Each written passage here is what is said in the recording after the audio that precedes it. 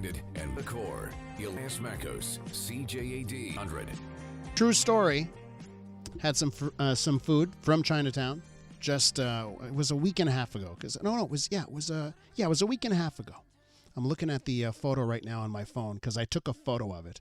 My fortune cookie with the meal. This is a true story. Fortune cookie with the meal said, career advancement is approaching. I was like, I'm already have the best job in the world. There's nowhere to go. But that was my fortune cookie. I live close to Chinatown, so I try and support the local businesses there as much as possible. But Chinatown is hurting, and they're using now a sugary and crisp delicacy to help fight racism and bring Chinatown back. With more on this, it's Bryant Chang, Vice President of the Chinese Association of Montreal. Bryant, thanks so much for coming on the show. Hi, Elias. Glad to be able to join up with you on the show. So, how has it been, Brian, since March? I know restaurants have been hurting everywhere around the city, but for Chinatown, how has the situation been? Well, the situation right now is still quite dim.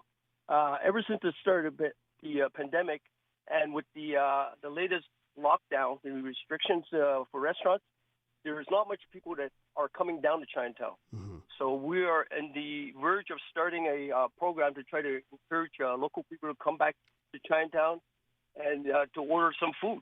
So tell me about the program, because I love the idea behind this. What is the program? Okay, the program is called Fortunes for Solidarity, and Fortunes refers to fortune cookie. The campaign is part of a larger effort amongst Chinatown Group to raise awareness and garner financial support from local, provincial, and federal governments to help revitalize the neighborhood following COVID-19. The participating businesses in Chinatown will be giving away free fortune cookies with various anti-discriminating messages promoting solidarity. And I'll read to you the 6 messages which will apply to this particular program. Oh, I love that. Give it to us. Okay. The first one goes, discrimination hurts, solidarity cures. Second one is, hate and discrimination are contagious. Help stop the spread. The third fortune goes, the wise practice social distancing, not racial discrimination. The fifth one is, in Chinatown, we light a candle and never curse the darkness. The fifth one is, clean hands and a mask. An ounce of prevention is worth a pound of cure. And the last one is, Chinatown is open for business, and our business is your business, is your pleasure. Brian, I love it. I have to take away that, many of those messages point towards the racism your community has faced. So can I ask you just what you have heard? I don't know if you've been a victim of it personally, but what have you heard from members of community? Members of the community? What kind of stories are you hearing? Okay, it started back in March. Okay, and it almost happened right after President Trump had made the comments on TV of calling it the China virus and Kung flu.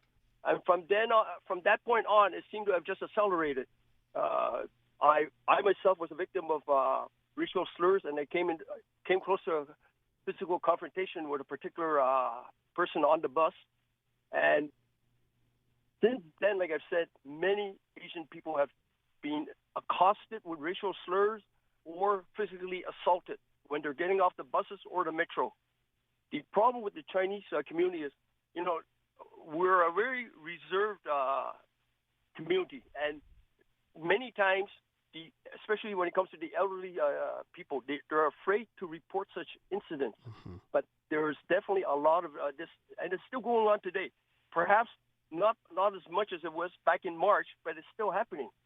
We're with Bryant Chang. He is Vice President of the Chinese Association of Montreal. A reminder that the Mayor of Montreal is going to join us next on the Elias Makos Show. Brian, I'm happy you brought up Donald Trump, and it's because earlier on in this program we were discussing some of the president's words and if they're taken seriously and if it applies here in Canada, right? Because we were discussing even if we should air his next speech, his next address, where he's going to spout some lies about the election process, right?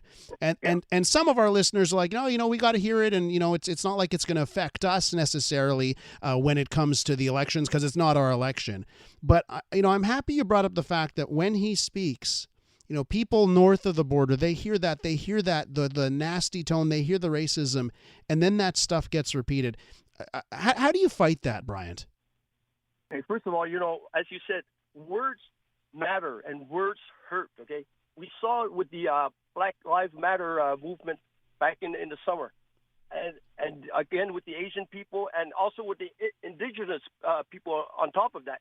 So I mean, there's discrimination everywhere. But when you have the leader of the free world sprouting such hatred, you got a lot of his followers that takes his word as if he was sprouting the truth, which is totally opposite. Mm-hmm. So we're trying to fight this with our solidarity for called the Fortune for Solidarity program.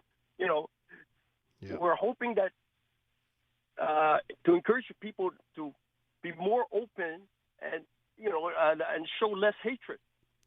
Fortunes for Solidarity.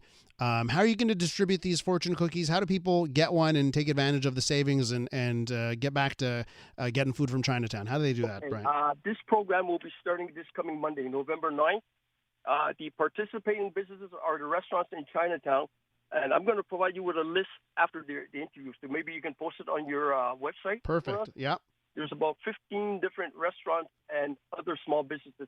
So each time you go in to shop, you purchase something, you'll be given one of these cookies, and it has to have one of the 6 messages which I read out earlier. Uh-huh. And so the customer is to hold on to that low fortune, and the next time you go into a shop, they'll get a 10% discount on their next purchase.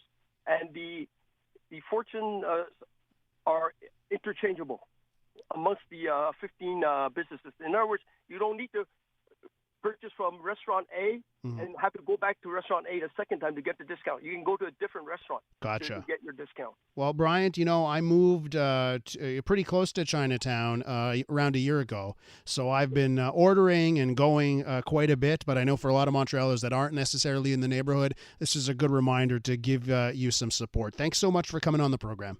Thank you very much, Elias.